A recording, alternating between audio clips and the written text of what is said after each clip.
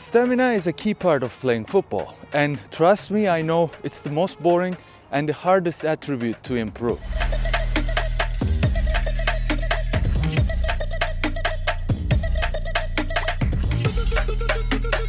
Not only that, you also have to always stay on it. It's not like a skill that you can just improve, learn, and then have that for the rest of your life. You have to keep working at it to keep a good stamina, good cardio. Because the hardest thing about trying to improve your stamina, you're pushing yourself, go out on the pitch and try to work at it and try to improve it, because it's boring and you don't want to do it. And you don't just want to go on the field on your time off and you just run around. You just want to kick the ball. It could be very challenging to actually push yourself to get a great cardio.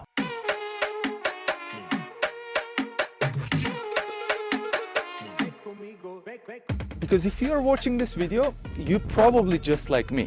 You don't have a great stamina, you don't have a great cardio, and you don't know how to manage yourself on the pitch. So I know how to manage myself on the pitch because of the experience, but if I didn't have the experience, it could be very challenging to play on the pitch and try to keep up with your teammates or with the opposition. If you are planning on staying at the level that you are, you probably don't need to improve it too much. If you want to play at higher levels, you have to have incredible stamina, because skills is not enough to play at that level. You have to be running the entire game when you're playing at the higher level. You can be a great jogger. You can jog no problem without feeling tired at all. But when it comes to playing a game that 90 minutes, all that stamina that you have that allows you to jog very comfortably, it all changes. Because in a 90-minute games, you are fluctuating your speed constantly from 0 to 100 in a matter of seconds. So that's why game stamina is completely different than the cardio that you have that you're jogging around the lake. And there is only one place that you can really improve your game stamina. This is not practice. This is not you going on the field and sprinting. It is within the game. You can only improve your game stamina in the game.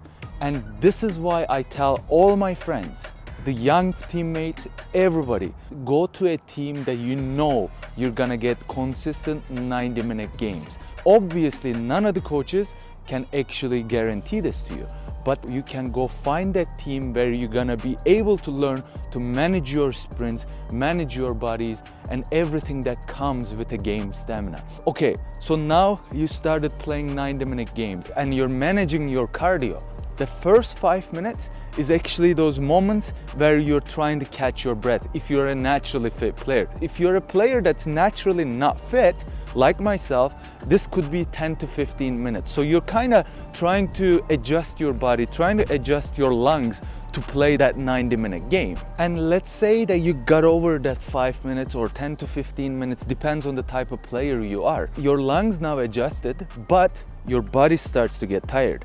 And if you don't play consistent minutes in your team, you don't know how to adjust your muscles to your lungs or other way around. And this is the most important thing about playing 90-minute games. And even 45 minutes is not enough to improve you, to take your game to the next level, because you can play 45-minute games without being super tired, but when you are going and starting that second half, after a few sprints, you're now feeling it. And this is why it's so important to have that 90 minutes under your belt. And if you don't know how to manage yourself, when you're playing the game, you won't be able to pass comfortably, you won't be able to have a great touch, and you'll always be nervous because you know that you're tired. And the opposition also can sense this as well. As a player, if you want to be successful at playing football, you must go to a team that you play.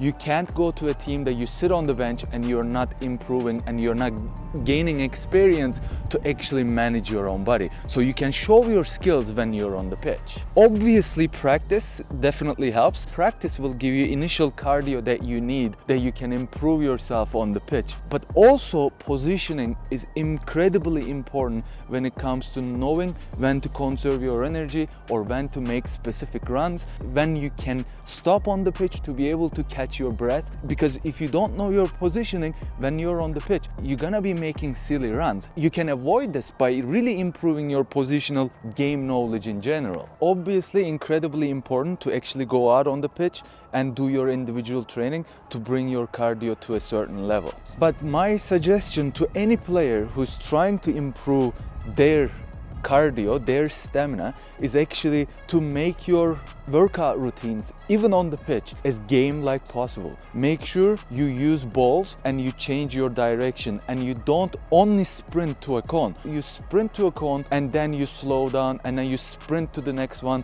You can do this by changing the direction or going straight, and just have this variable options that will help you and give you as close to game-like situations as possible. Because when you are doing these individual trainings, it's more important that you have this ability to actually increase and decrease your speed without getting tired. And you're having a better control when you're super tired, when you have the ball on your feet. So you can actually feel more comfortable when you're on the pitch, when your teammates are passing it to you, but you're super tired because you just sprinted 100 meters. Now you still have the ball on your feet, you are tired, and now you can quickly change the direction of the game, because having the ball on your feet doing these exercises will not bore you as much. And what's the one thing that every footballer loves is a ball. So that's why it's very important to give yourself that habit of going on the pitch and doing these exercises with the ball. Really focus on the explosive moves when you are doing these drills with the cones and when you have the ball on your feet, because that's the most important thing when it comes to playing the games. I hope you enjoyed this video. Please drop a like, subscribe to my channel. You can find the playlist right over here. Thanks for tuning in, and I'll see you next time.